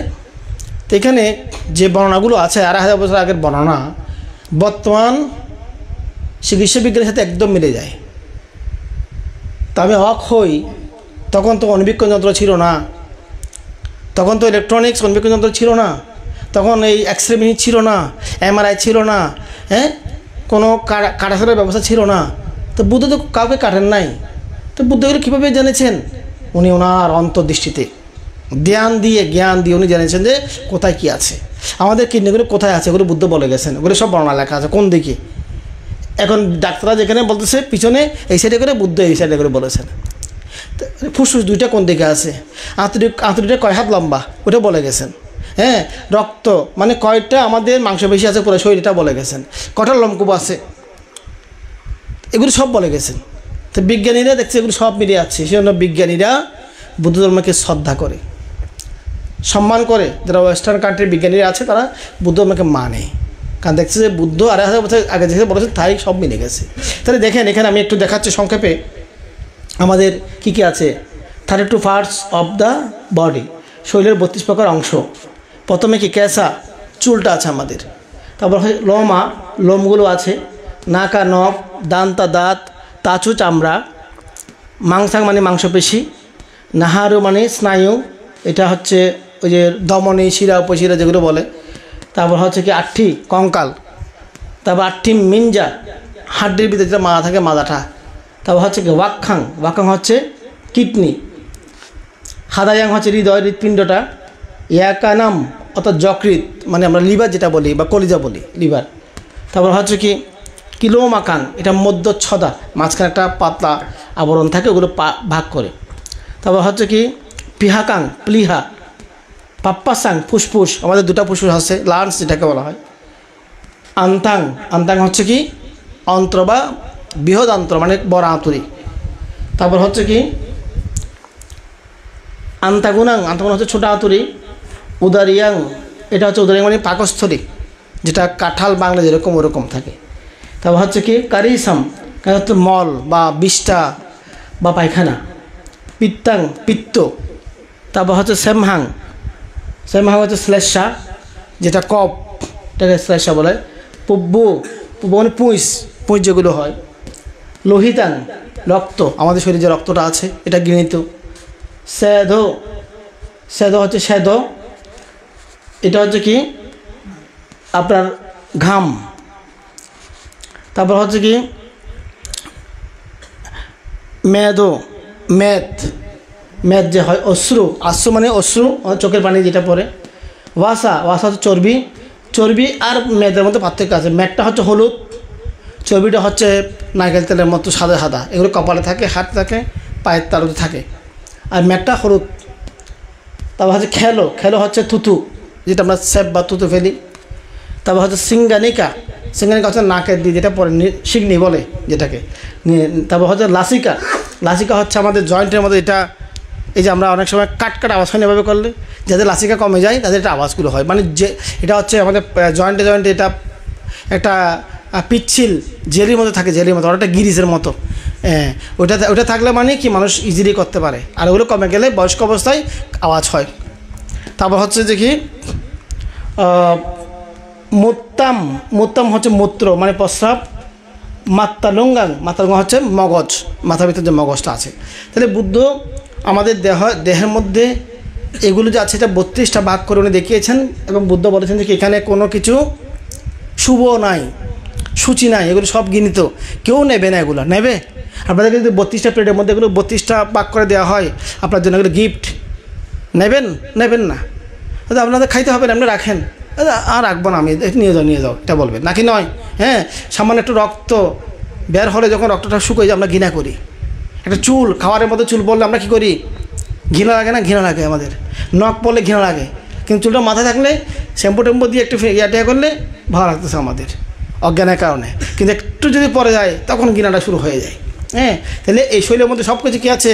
অসুচি আছে। তো বুদ্ধ সেজন্য এই শরীরের নাম দিয়েছেন কি? কায়। ক যো কায় সমান কায়, ক যো কি আয় সমান কায়। ক মানে কদাকার, কুৎসিত, বিশ্রী, গৃহীত। আয় মানে কি? সঞ্চয়, প্রতিনিয়ত সঞ্চয় হচ্ছে আমাদের এই খারাপ এই মানে অসুচিগুলো। আমরা যা কিছু সুস্বাদু খাই না কেন এগুলোই হবে, এগুলোতে কি পরিণত হবে। তো এটা কি বুদ্ধ 2500 বছর আগে জ্ঞান দিয়ে দেখেছেন। কোনো কাউকে কাটেন নাই, কাটেছেন? কাটেন নাই উনি, কাউকে মারেন নাই উনি, কোনো মৃত ব্যক্তি শরীর উনি কাটেন নাই, কিন্তু উনি জ্ঞান দিয়ে দেখে বলছেন কোথায় কী আছে সবগুলো। এটা হচ্ছে জ্ঞানচক্ষু, জ্ঞানচক্ষু দিয়ে, প্রজ্ঞাচক্ষু দিয়ে উনি এটা উপলব্ধি করেছেন। তাইলে আমাদের এই যে ধ্যানটা, আমাদের যে মগক সেদাবান্ধের কথাটা বলছিলাম, উনি ধ্যানের মধ্যে বিদর্শন ভাবনার মধ্যে মানুষকে উৎসাহিত করছেন যে ধ্যান করে এখনো সময় আছে, এখনও বিমুক্তিকাল। তাহলে উনি এটা কেন বলতে পেরেছেন? উনি গুহাতে ধ্যান করেছেন, ধ্যান করে উনি সত্যটা উপলব্ধি করেছেন দেহটা কি, এবং ওনার যে কফি খাওয়ার সময় যে ছবিটা তোলা হয়েছে সেখানে একটা আলোকিত ভাব। কারণ উনি এতদিন পর্যন্ত যে দেহটা বহন করেছেন, অসুচি দেহটা, সেটাও ওনাকে কি উনি ত্যাগ করে ফেলবেন কিছুক্ষণ পর। তো সেদিন সন্ধ্যায় উনি ওনার রুম টুম গুছিয়ে ফেললেন, গুছিয়ে বিছানাপত্র গুছিয়ে সব ব্রতকর্মগুলো করে ওনার যে দোয়াজে কাঁধে থাকে কাপড়টা এটা বাজ করে মাথায় দিয়ে শুয়ে গেলেন। শুয়ে গিয়ে উনি মানে ধ্যানের মধ্যে প্রবেশ করে ধ্যানের মধ্যেই ওনার নিঃশ্বাস বন্ধ হয়ে পরিনির্বাণ লাভ করলেন। উনি যখন ওই গুহার মধ্যে ধ্যান মার্গফল লাভ করেছিলেন, নির্বাণ লাভ করেছিলেন, তখন ওনার মনের ময়লাগুলো ধ্বংস হয়ে গিয়েছিল, কিন্তু দেহটা কিন্তু তখনও ছিল। কারণ ওনার যেহেতু উনি জন্মগ্রহণ করার সময় একটা আয়ু পেয়েছিলেন, আমরা জন্মগ্রহণ করার সময় কি একটা আয়ু নিয়ে আসি, তো সে আয়ু বরাবর আমাদের থাকতে হবে। তো উনি ওই আয়ু বরাবর ছিলেন বলেই ওনাকে এই দেহটা ততদিন পর্যন্ত বহন করতে হয়েছে। যখন আয়ুটা শেষ হয়ে গেল, এই দেহটাও উনি ত্যাগ করে দিলেন এবং মনের লোভদেশ মোহগুলো উনি আগে ত্যাগ করে ফেলেছেন। যার ফলে উনি লাভ করলেন কি পরিনির্বাণ। কী লাভ করলেন? পরিনির্বাণ। ওই শেষ নিঃশ্বাস ত্যাগটা আমাদের সাধারণ মৃত্যুর মতো না। সাধারণ মৃত্যুবরণটা হচ্ছে কি, সাধারণ মৃত্যুবরণ যখন মানুষ করে তখন ওনাদের মনে যেহেতু লোভদেশ মোহ থেকে যায়, ওনাদের কী কী করেছে কর্মগুলো সব চোখের মধ্যে ভাসে, ওই অনুযায়ী তাদের আবার নতুন করে জন্ম হয়ে যায়। যেহেতু উনি অরহত হয়ে গেছেন, ওনার আর কোনো কর্ম জমা নাই, নিমিত্ত ওনার আসে নাই, উনি এখানেই চিত্তটা উৎপন্ন হয়ে নিরুদ্ধ হয়ে উনি পরিনির্বাণ ধাতুতে বিলীন হয়ে গেছেন, পরিনির্বাণ প্রাপ্ত হয়ে গেছেন। ওনাকে আর দুঃখময় দেহটা ধারণ করতে হবে না।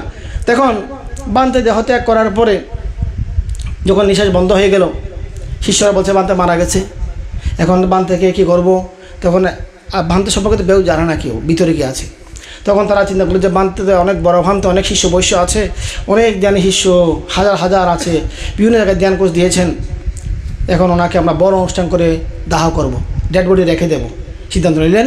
তখন ডাক্তারকে আনা হলো ইঞ্জেকশন দেওয়ার জন্য, যাতে ডেড বডি না পৌঁছে কয়েক মাস পর ওনারা অনুষ্ঠান করবেন। ডাক্তার এসে ইঞ্জেকশন মানে বড় ইঞ্জেকশন নিলেন, ওটা এখানে রগের মধ্যে দেওয়া হয়, এগুলো দিলে মানে কি পচে না আর কি। এখন ওটা দেওয়ার জন্য চেষ্টা করতেছে, কিন্তু ওটা ঢুকতেছে না, মানে ওনার চামড়াটা রাবারের মতো হয়ে গেছে, কোনো রকম ঢুকাতে পারতেছে না। তখন ডাক্তার চিন্তা করছে কিরি, এরকম তো কখনো হয় না, মানুষের চামড়া তো নরম, ঢুকে যায়, এটা ঢুকতেছে না কেন? নিশ্চয় কোনো এখানে অলৌকিক কোনো ব্যাপার আছে। ওনার শিষ্যরা চিন্তা করলে কিরি এরকম কেন করতেছে, নিশ্চয়ই বান্তে কোনো অদৃষ্ট থাকতে পারে, যাই হোক আমরা আর চেষ্টা করবো না। ওনারা বলছে ঠিক আছে, আমরা দেখি আজকে সারাদিন দেখি কি হয়। 24 ঘন্টা চলে গেছে, কোনো ফুলা নাই, গন্ধ নাই। আচ্ছা আরেকদিন দেখি, আরেকদিন গেল, কোনো ফুলা নাই, গন্ধ নাই। তোমাদের আরেকদিন দেখি, এভাবে দেখতে ওনারা এক সপ্তাহ দেখলো কোনো কিছু পরিবর্তন হচ্ছে না। মানে একজন মানুষ ঘুমিয়ে থাকলে যেরকম ওরকমই আছে, খুব পচা ভাবটা আসতেছে না আর। তখন ওনারা চিন্তা করে নিশ্চয়ই বান্তে অরহত্ব লাভ করেছেন এবং অধিষ্ঠান করে গেছেন বান্তের দেহ যাতে না পৌঁছে। সুতরাং আমরা বান্তেকে আর মেডিসিন দেবো না, এতটুকুতে আমরা রেখে দেবো। ওনারা অতটুকু রেখে দিলেন। ওনারা বেশ কয়েক মাস রেখে আয়োজন করে বড় অনুষ্ঠান করলেন এবং বান্তেকে দাহ করার জন্য যে চিতাটা বানানো হলো, সেই চিতার মধ্যে ওনারা একটা নেট দিলেন, শক্ত চিকন চিকন লোহার মানে জালি নেট বানিয়ে নেট দিয়ে তারপর বান্তের ডেড বডিটা উপরে দিলেন কপিনটা, যাতে বান্তেকে পরানো হলে ধাতু যদি পাওয়া যায় ওই নেটের মধ্যে থাকবে, জালিটার মধ্যে। সেই জন্য ওরা একটা নেটটা দিয়ে এভাবে মানে কোপ পুষ্প দিয়ে চন্দন কাষ্ঠ দিয়ে রাজকীয়ভাবে সম্মান দিয়ে ওনাকে দাহ করা হলো। দাহ করার পর তারপর দিন ওনার শিষ্য বসে যারা বড় শিষ্যরা আছেন এবং যারা নেতৃবৃন্দ আছেন, যারা ধর্মীয় মন্ত্রণালয়ের বিভিন্ন বড় বড় আছেন কর্মকর্তারা, ওনারা সবাই ত্রিপিটক নিয়ে গবেষণা করেছেন। ওরকম ওনারা সবাই গিয়ে ওখানে দেখতেছেন জালির মধ্যে কিছু আছে কি না। দেখলেন যে কি সে জালির মধ্যে কিছু জিনিস পাওয়া গেছে, আগুলো সব জালের নিচে ছায়াকারে পড়ে আছে, জালির মধ্যে কিছু জিনিস কি আটকে আছে। জালিটা খুব চিকন চিকন জালি দেওয়া হয়েছে। জালির মধ্যে কী কী পাওয়া গেছে? চুল ধাতু। কী ধাতু? চুলগুলো আগুনে পুড়ে ফেলতে পারে নাই, অরহত্ব গুণের কারণে ওনার চুলগুলো সব এক জায়গায় হয়ে গেছে, কিন্তু এগুলো পুড়ে ছাই হয় নাই। আগুন জ্বলেছে ওখানে, কিন্তু চুলগুলো অক্ষত ছিল। এটা হচ্ছে নির্বাণের গুণ। দাঁত, দন্ত ধাতু, এটা কী ধাতু? দন্ত ধাতু। দাঁতের আকৃতি হয়ে ওখানে থেকে গেছে, ওইটা পুড়ে ছাই হয় নাই। তারপর হচ্ছে কি রক্ত মাংস অস্থি ধাতু। রক্ত মাংস অস্থিগুলো বিভিন্ন ছোটোখাটো পাথরের মতো বিভিন্ন ডিজাইনের বিভিন্ন সাইজের গোটা গোটা গোটা গোটা হয়ে ওখানে থেকে গেছে। তারপর চক্ষু ধাতু। চোখের আকৃতি পরিমাণ একটা পাথরের মতো হয়ে চোখগুলো থেকে গেছে, পুরে ছাই হয় নাই। ওগুলো পাওয়ার পর তারা চিন্তা করলেন যে ভান্তে অরহত ছিলেন, ধাতু দিয়ে প্রমাণ দিয়ে গেছেন, মুখে কখনো বলেন নাই, মুখে বলে যান নাই, উনি ধাতু দিয়ে প্রমাণ দিয়ে গেছেন যে কি উনি অরহত ছিলেন। কারণ যারা প্রকৃত অরহত তারা মুখে মানুষকে বলে বেড়ায় না, তারা মুখে বলে বেড়ায় না, তারা প্রমাণ দিয়ে যায়। এরপর গভর্নমেন্ট, বার্মা গভর্নমেন্ট এত শ্রদ্ধা হলো ভান্তের প্রতি, ভান্তের শিষ্যদেরকে ওনারা বার্মার মধ্যে বড় বড় যতগুলো শহর আছে প্রত্যেক শহরের মধ্যে জায়গা দান করেছে যে আপনারা এখানে ভাবনা কেন্দ্র করেন, ভান্তের যে ধ্যান পদ্ধতি ওটা প্রচার করেন। এবং ধাতুগুলো বিভিন্ন সেন্টারের মধ্যে ভাগ করে রাখা হয়েছে পূজা করার জন্য, এবং গভর্নমেন্ট থেকে খুব সহায়তা দিয়ে এগুলো নির্মাণ করে দেওয়া হয়েছে। যে চোত্ত বা ভান্তের মেডিটেশন সেন্টারের মধ্যে ওনারা যথেষ্ট সহযোগিতা করেছে সরকার পক্ষ থেকে, কারণ এই ধাতু দেখার পরে, এর আগে নয়। তাহলে উনি যে বিংশ শতাব্দীর অরহত ছিলেন ধাতু দিয়ে উনি প্রমাণ দিয়ে গেছেন। আমরা জলদি শহরে আছি 15-16 বছর, ওখানে মানুষ পড়ে যাওয়ার পর আমরা অনেক সময় দেখি কিছু পাই কি না। হ্যাঁ, মানুষ বলে যে আমরা ছোটোকাল থেকে শুনেছি রাত্রে নাকি ওই নাভিটা ঠেকে যায়, ভূতেরা এসে নাভিটা বাক করে। আমি ছোটোকাল থেকে শুনেছিলাম ওইটা, মানুষ মারা গেলে রাত্রে 12টার মধ্যে ভূতেরা আসে। কেন আসে? হয়তো নাভি হাইবে লাগিয়ে দেয়, হয়তো দুনিয়ার মধ্যে এত কিন্তু নাভি হাইতে যায় না, হয়তো নাভি হাইবে লাগিয়ে দেয়, আমি সাহা পড়ব। তা আমরা এটা 2003 সালে 4 সালে মনে হয়, আমি হাইচকি একটা শহরের মধ্যে ছিলাম রাত্রে, ওখানে একটা লাশ পড়ানো হয়েছে, একটা কাঠে দিয়ে এভাবে দেয়, অনেকক্ষণ কাটছি, অনেক খুঁজছে, একটা নাভি ভাই নাই। হয়তো হন ভূত হাইবে নিয়ে গাড়ি বেড়া গদি, কিন্তু ভূত তো আমি দেখি না, কারণ আমি ওখানে পাশে ছিলাম যেখানে পড়েছে, ওখান থেকে আমরা 10 হাত দূরে করে 20 হাত দূরে করে ওখানে বসেছিলাম। তো দেখতেছি যে আগুন জ্বলতেছে, আগুন জ্বলা মানুষ চলে গেছে, তারপর আমরা এটা করতেছি আর কি। এর মধ্যে ভূত আসা নাই, আসলে হয়তো আমরা না দেখার মতো করে এসে খেয়ে ফেলছে, ওটা আমি জানি না, কিন্তু ওখানে কোনো নাভি পাই নাই। তো এইভাবে আমরা মাঝে ঘাঁটি কী আছে দেখি যে কী পাই, ওই হাঁটুর নলাগুলো পাই, মালাগুলা পায়ের গোড়ালির নলাগুলো পাই কয়েকটা, তাও কি আড়াপোড়া করে থাকে আর কি, কিন্তু কোনো চোখও নাই, দাঁড়টা কিচ্ছু পাই না আমরা। হ্যাঁ, তাহলে কিন্তু সাধারণ ব্যক্তি মারা গেলে পুড়ে ফেললে কি হয়, ছাই হয়ে যায়। কিন্তু অরহত যারা, তাদেরকে যদি দাহ করা হয় তারা ধাতু দিয়ে যান, কেন? পূজা করার জন্য। যেমন এখন ধাতুগুলো বিভিন্ন জায়গায় পূজা করা হচ্ছে, এই যে আমাদের বুদ্ধ ধাতু বিভিন্ন জায়গায় আছে, বুদ্ধ ধাতুগুলো কেন দিয়ে গেছেন? যাতে বিভিন্ন জায়গায় পূজা করতে পারে। তো বুদ্ধ ধাতু মানে কি? একটা শরীরের অংশ, মানে বুদ্ধের শরীরের অংশ। একটা ধাতু যদি থাকে, এটা বুদ্ধের শরীরের একটা খণ্ড, একটা অঙ্গ, একটা খণ্ড, এটা বুদ্ধ। এইভাবে চেতনা করে পূজা করলে অনেক বেশি পূর্ণ হয়ে যায়। সেজন্য ধাতু পূজাটা খুব জরুরি, বুদ্ধ ধাতু পূজা করা, অরবন্ধের ধাতু পূজা করা। তাহলে মগস্থ ভান্তে একটা কথা বলেছেন, এখন বিমুক্তিকাল, জ্ঞান করলে এখনও মার্গফল লাভ করার সুযোগ আছে। কেন বলেছেন কথাটা? তখন সেই বক্তরা চিন্তা করছেন যে বান্তে সেই 6 বছর গুহার মধ্যে ধ্যান করার সময় উনি এই 4 মার্গ 4 ফল নির্বাণ লাভ করেছেন বলেই, অভিজ্ঞতার লোকে উপলব্ধি করেছেন বলেই উনি বলতে পেরেছেন যে কি ধ্যান করো, এখনও নির্বাণ লাভ করার সুযোগ আছে। সেটা ওনারা প্রমাণ পেয়েছেন কখন? দাহ ক্রিয়ার পর। এর আগে কিন্তু বুঝতে পারেন নাই। তাহলে আমরা সবাই আসুন আমরা বান্তের প্রতি একটু বন্দনা জানাই। আমরা বলুন, আমরা পরম শ্রদ্ধেয় বিমুক্ত অরহত পূজ্য ও বিমল মহাতেরো মগক সেয়াদ ভান্তেকে, ভান্তের ধাতুকে, ভান্তের বিমুক্তিকে, ভান্তের শিলবিশুদ্ধি, চিত্তবিশুদ্ধি, ভান্তের মার্গফল জ্ঞানকে শ্রদ্ধাচিত্তে নতশিরে করজোরে বন্দনা জ্ঞাপন করছি। সাধু সাধু সাধু। তাহলে আমরা যে এই ভাবনা কোর্সের মধ্যে এখানে চক্র আছে দেখেন, এটা হচ্ছে বার্মিস লেখা চক্রটা, পিছনে যেটা আছে বান্তের পিছনে বান্তেটা বাণী বাহাই দেশনা করতেন। তা আমরা এখানে বাংলা, এখানে হচ্ছে পালি, মানে বাংলা অক্ষরে পালি, পালিতে আমরা এটা আপনাদেরকে দেশনা করব।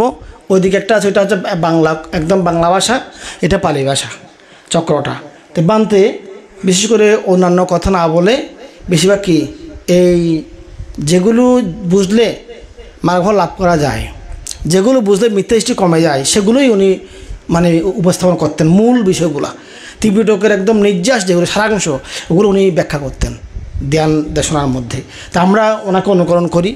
ওনার বিশেষ করে আমাদের শ্রদ্ধা পায়রিবা বানতে, উনি বার্মাতে মগসুদ বানতে সেন্টারে ধ্যান করেছেন। বান থেকে অবশ্যই সাক্ষাৎ পান নাই, বানতে তো 62 সালে 63 সালে 62 সালের দিকে পরিমাণ লাভ করেছেন। তবে বানতে যারা শিষ্য তাদের কাছে ধ্যান করেছেন। তো ওনার কাছ থেকে আমরা আবার ধ্যান করেছি এবং বান্তের বিভিন্ন বই ইংরেজিতে অনুবাদ হয়েছে এখন, এগুলো আমরা স্টাডি করেছি, কিছু বাংলাতে অনুবাদ হয়েছে।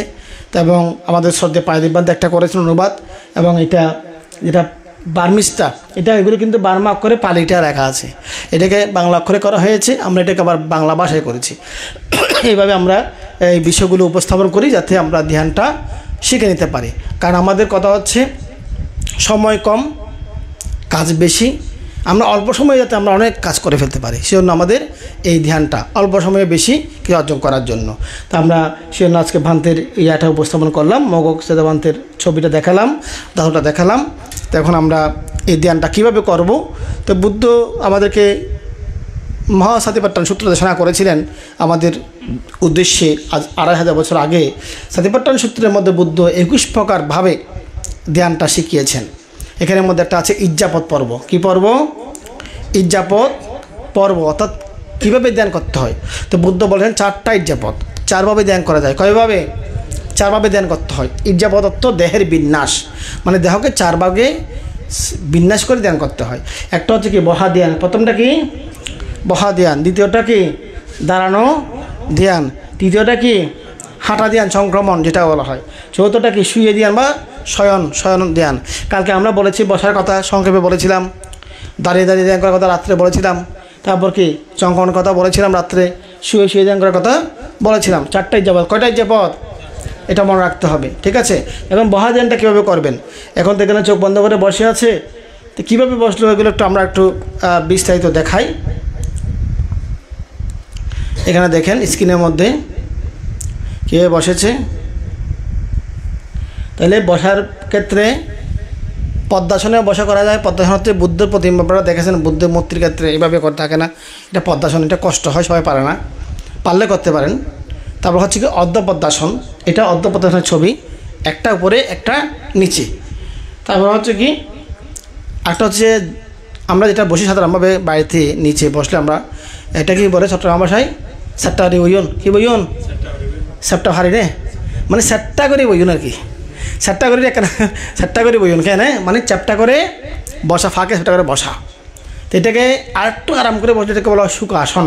অর্থাৎ কি স্যাট্টা হারি যে বই আরা বা চ্যাপটাতে বসি, ওখানে পা কিন্তু একটু হলেও একটার উপর একটা থাকে।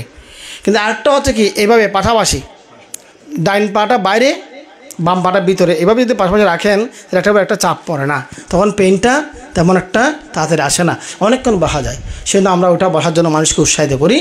তো এইভাবে বসার ক্ষেত্রে বাম পাটা ভিতরের দিকে, ডান পাখি বাইরের দিকে। তাহলে বাম পাখি লাগছে, বাম পাটা কি ভিতর সাইডে থাকবে, হ্যাঁ। ডান পাতা, তারপর ডান পা থাকবে কি বাইরে থাকবে, ডান পা বাইরের সাইডে। তারপর কি লাগছে কোমরটা শক্ত থাকবে, কেমন কোমরের অংশটা শক্ত থাকবে। তারপর আসছে কি ডান হাত উপরে বাম হাত নিচে, হাতের ক্ষেত্রে বামটা নিচে ডানটা উপরে থাকবে। তারপর আসছে কি গাঁটটা সোজা, গাঁটটা কি সোজা। অনেকভাবে বসে তবে এখানে ব্যথা হয়ে যায়, এখানে বসলে এখানে ব্যথা হয়ে যায়, তাহলে সোজা রাখতে হবে, গাঁট সোজা। তারপর হচ্ছে কি দেখেন মাথা সোজা। তারপর হচ্ছে কি নাসিকা অগ্রভাগে মনোযোগ, মনোযোগটা কোথায় দেবেন? নাসিকা অগ্রভাগে, নাসিকার এই অগ্রভাগে এখানে মনোযোগটা দিতে হবে। তারপর হচ্ছে কি আর কি আছে মেরুদণ্ড সোজা রাখতে হবে, মেরুদণ্ড সোজা রাখবেন, মাথা সোজা, কাজ সোজা রাখবেন, চোখ বন্ধ করে নাসিকা অগ্রভাগে মনোযোগটা দিতে হবে। আপনার বসা যদি শুদ্ধ হয় ধ্যান শুদ্ধ হবে, বসা যদি ভুল হয় ধ্যানটাও কি ভালো হবে না। সেজন্য বসাটা ভালো করে শিখতে হবে। এভাবে বসার পরে কি করবেন, নাকের নিচে প্রথমে কয়েক মিনিট প্রথমে চোখ বন্ধ করে আগে দেখবেন যে বসা ঠিক আছে কিনা, আপনার চোখ বন্ধ করে আপনার মানে পা ঠিক আছে কিনা, হাত ঠিক আছে কিনা, শরীর সোজা হয়েছে কিনা, এগুলো একটু নিজে নিজে খেয়াল করবেন। এরপরে নিজেকে একটু সান্ত্বনা দেবেন। সান্ত্বনা হচ্ছে কি আমি সৌভাগ্যবান, আমি ধ্যান করতে পারতেছি। বুদ্ধ বলেছেন যে ধ্যান না করে 100 বছর বেঁচে থাকা অপেক্ষা ধ্যান করে একদিন বেঁচে থাকাই শ্রেষ্ঠ। আমি ধ্যান করতে পারছি, এটা সৌভাগ্য, আমি সুস্থ আছি, ভালো আছি, আমি ধ্যান করতে পারবো। এভাবে একটা মনের মধ্যে সাহস আনতে হবে। তারপর আপনি চোখ বন্ধ করে এই জায়গার মধ্যে নাকের নিচে, ঠোঁটের উপরে, এই মাঝখানে জায়গাটা যেখানে আছে এখানের মধ্যে চোখ বন্ধ করে মনোযোগ দিয়ে বসে থাকবেন। 1 মিনিট, 2 মিনিট, 3 মিনিট বসে থাকেন। এখানে কীরকম করতেছে খেয়াল করেন। এখানে কি শিরশির করতেছে, শক্ত লাগতেছে, ঝিনঝিন করতেছে, যেরকম হোক না কেন আপনি শুধু ওখানে খেয়ালটা রাখেন। এভাবে যখন 2-3 মিনিট খেয়াল করবেন তখন আপনার থেকে উপলব্ধি আসবে যে কি বাতাস একটা যাচ্ছে, বের হচ্ছে, ধাক্কা লাগতেছে বাতাসগুলো, এখানে ঠান্ডা ঠান্ডা লাগতেছে কারায় কারায়, অথবা এখানে লাগতেছে, সময় এখানে লাগে, সময় কারার মধ্যে লাগে, সময় ভিতরে লাগে। এভাবে আপনি একটা উপলব্ধি আসবে। বের হচ্ছে কিনা, ঢুকতেছে কিনা, ওইদিকে খেয়ালটা রাখেন। ওইটাকে সময় একটু গরম গরম বাতাস আসতে পারে, সময় ঠান্ডা বাতাস আসতে পারে, ওইদিকে খেয়ালটা রাখেন। এভাবে করবেন কতক্ষণ? 15 মিনিট মতো। আনুমানিক কয় মিনিট? 15 মিনিটের মতো, 10-15 মিনিট আপনি ওইভাবে মনোযোগটা রাখেন। এরপর গিয়ে কী করবেন? এরপর গিয়ে আপনি বিদর্শন দৃষ্টিতে করতে হবে। দেখেন কীভাবে করবেন। মাকড়সার জাল উপমায় ধ্যান করবেন। কোন উপমায়? মাকড়সার জাল। মাকড়সার জাল দেখছেন কখনো? দেখছেন সবাই? তো মাকড়সা কোথায় থাকে? মাঝখানে থাকে না? মাঝখানে থাকে, যেখানে খাদ্য লাগে সেখানে গিয়ে খেয়ে আসে। তাহলে মাকড়সার জালের মধ্যে মাকড়সাটা মাঝখানে আছে, অর্থাৎ আমাদের নিঃশ্বাসের মনোযোগটা ঠিক মাঝখানে, সেন্টার হচ্ছে এখানে। আমরা এখানে থাকবো। এরপরে গিয়ে আপনার সরায়তনে, আমাদের আয়তন আছে 6টা। কয়টা আয়তন? 6টা। চক্ষু আয়তন। কে আয়তন? আমাদের চক্ষু আছে না নাই? আচ্ছা, চক্ষু আয়তন। বুদ্ধ এটাকে নাম দিয়েছে আয়তন। কি দিয়েছে? আয়তন। আয়তন অর্থ কি? বিস্তৃতি। আয়তন অর্থ কি? বিস্তৃতি। তাহলে চক্ষু আয়তন, চক্ষু আয়তন মানে চোখের মানে চিত্ত উৎপত্তি স্থান, চোখের মধ্যে চিত্ত উৎপন্ন হয় ওই কারণে, কানের কারণে। কিন্তু বুদ্ধ আয়তন বলেছেন। আরেকটা হচ্ছে চক্ষু বড়। চক্ষু কি? চোখটা অনেক বড়। চোখটা কি অনেক বড় না চোখ, নাকি নয়? ভেবে দেখেন তো কতটুকু বড়। হয়তো বলতে আধা ইঞ্চি, ফোন 1 ইঞ্চি। হ্যাঁ, কিন্তু বুদ্ধ বলেন চোখটা অনেক বড়। কারণ যত কিছু দেখেন না কেন, চোখের মধ্যে কখনো পরিতৃপ্তি আসবে? বলবে এটা চোখ বড় যাবে? বলবে না। একটা স্কুলের মধ্যে একটা টিচার গিয়ে বাচ্চাদেরকে বলতেছে, আচ্ছা তোমরা তোমাদের জীবনে যা কিছু দেখেছো সব থেকে বড় কি বলো তো? একজন বলতেছে, স্যার আমি জানি, ওদের কি, ওদের হাতি সবার থেকে বড়। ও নাকি হাতি দেখেছে বড়র মধ্যে। আরেকটা ছেলে বলতেছে, স্যার উড়োজাহাজ সবার থেকে বড়, আমি দেখেছি উড়োজাহাজ মানে বিমান। আচ্ছা বলতে, স্যার জাহাজ কিন্তু আরও বড়, মানে কি, যেগুলো সমুদ্রের জাহাজ। তো এইভাবে যে যেটা ভালো বললো। একজন ছেলে বসে আছে, সে কিছু বলতেছে না। তো বলছো তুমি কিছু বলবে না? হয়তো আমি শুনতেছি আর কি, সব কিছু শুনলাম। তো কি তুমি কি শুনলে, কি বলবো এখন? হয় মানতে, স্যার এগুলো কিচ্ছু হয় নাই, সব কিছু ভুল উত্তর, সবার থেকে বড় কিটা আমি জানি। হয়তো কি সব ছেলেরা হর দিকে থাকে আছে, মার মাইতে কি দেখি কি জানি এত বড় বলি হর ইতি বলে আমরা বেগম ভুল হইর। হয়তো স্যার পৃথিবীতে সবার থেকে বড় হয়তো আমাদের চোখটা, আমাদের কি চোখটা হচ্ছে সবার থেকে বড়। হয়তো মা বেখান হতা চোখটা এত ওরা না 1 ইঞ্চি গুড়া, হ্যাঁ আতিবে হতর বড় ইবে কি হতা হতো তুই হত স্যার এত আতিবে চোখের মধ্যে একটি দিন নে চোখে দেখি দিবে, এত ফেলে নিয়ে হন দেখি দে চোখে দেখি দে, এত জানছে হন দেখি দে চোখে দেখি দে, এবার গুড়লি বেত দুই দৈত পারে, মানে এই ক্যামেরাটা কামাল দিতে পারে। তাহলে উড়োজাহাজের কথা বাদ দেন, আপনি চক্ষুরে যদি ছাদের মধ্যে গিয়ে দাঁড়ান, অনেক আকাশ দেখবেন না, অনেক জঙ্গল দেখবেন, সব কিছু এটা দিয়ে কি কাভার হবে। তাহলে চোখটা কি অনেক বড় না? এটা আপনার ছোটো হলেও পরিধিটা কি অনেক বড়, ব্যক্তিটা অনেক বড়। সে অন্য বুদ্ধ বলেন চক্ষু আয়তন। চক্ষু কি আয়তন? কর্ণ আয়তন। কর্ণ কি আয়তন, মানে কানটা অনেক বড়।